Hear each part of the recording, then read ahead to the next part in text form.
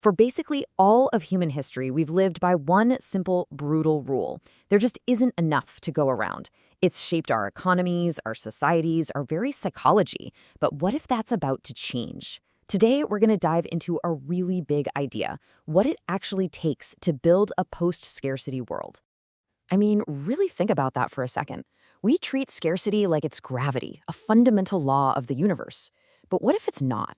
What if it's just the software that's been running human civilization for thousands of years, and it's finally time for an upgrade? So this is what we're talking about, the scarcity principle. It's the source code that's been dictating everything. It's why we have competition, because we believe there's not enough. It's why we have inequality, because access is limited. And it's why we have fear, because survival itself has never been a guarantee. But here's the really exciting part. That old code, it's breaking down.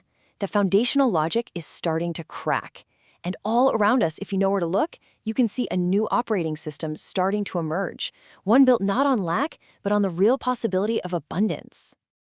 Okay, so here's the game plan for today. First, we'll look at why scarcity is actually ending. Then we'll lay out a blueprint for creating abundance. We'll see how this new world is already being built, define its new operating system, and finally, talk about the massive shift from just surviving to truly flourishing. All right, let's jump right into part one. Why are these rules that have governed humanity forever suddenly starting to feel, well, obsolete? What is actually changing under the hood? Look, this isn't just some fantasy. This shift is real, and it's being driven by 5 incredibly powerful forces. For one, the cost of essentials is just plummeting. I mean, think about solar power. The price has dropped something like 90% in the last decade. Next, automation is totally decoupling human labor from production for the first time in history. Then you have digital systems, which let us copy and share information infinitely for practically zero cost. On top of that, we're finding that regenerative systems, ones that renew resources instead of just using them up, are actually more effective and resilient. And finally, as all of this happens, that deep-seated psychology of scarcity, that constant fear, it's finally starting to lose its power over us. Okay, so if the old system is breaking down, that's great. But what do we replace it with? It's not enough to just watch the old world crumble. We need a clear, actionable plan for what comes next. And here it is. This is the blueprint. It's a framework based on 5 key principles. First, we have to invent the core technologies that make abundance possible in the first place.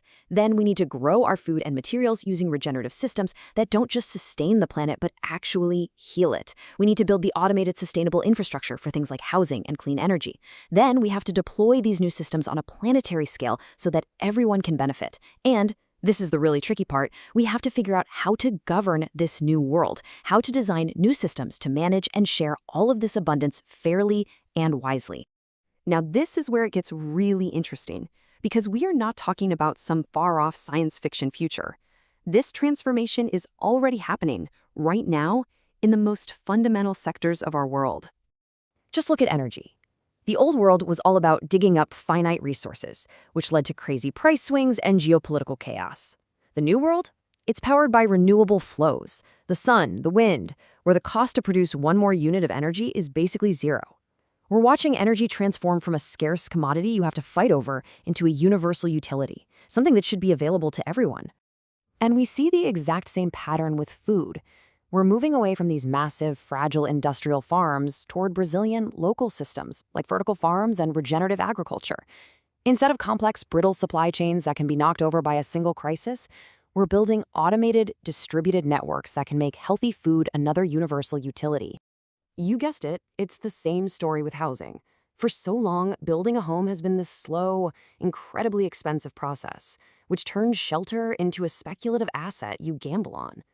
But now, with things like automated construction and large-scale 3D printing, we can see a future of rapid, low-cost, sustainable housing. It's shifting from a nice moral idea to an engineering problem that we can actually solve for everyone. So, you see the pattern here. Energy, food, housing. What does it all add up to? What does this new operating system for civilization actually look like when you put it all together? Well, we can call it the utility economy. It's an entirely new way to run our world. It's an operating system where the things we all need to have a decent life, energy, food, housing, healthcare, are treated like foundational utilities. They're guaranteed, simply because you're a member of civilization, not sold as commodities based on how much money you have. And the difference is just profound. You see on the left, the old scarcity economy. Its driver is competition. Its logic is extraction. Its goal is just survival. And its foundation is trading your labor for income just to get by. But on the right, you have the utility economy. Its driver is cooperation. Its logic is regeneration. And its goal isn't just survival, it's about human flourishing. It's a move from a world where you work to survive to a world where you contribute out of a sense of purpose. And that really brings us to the heart of it. This whole thing isn't just about cool new tech or more efficient systems. This is about a fundamental upgrade to what it means to be a human being on this planet. Think about it. When your survival is guaranteed, when you know you'll have food, shelter, and energy, the central question of your life completely changes. It stops being, how do I survive? How do I make rent? How do I feed my family? And it becomes a much bigger, much more interesting question. Okay, with all of that taken care of, how do I want to contribute? I love this quote because it just nails it. Abundance is not delayed by lack of invention. It is delayed by the time required for civilization to mature. We pretty much have the tools we need, or we know how to build them. The real bottleneck isn't our technology. It's us. It's our collective ability to grow up, to move past the old mindsets of fear and division, and learn how to manage all of this potential responsibly. And so that's the final thought I want to leave you with. Let's make it personal.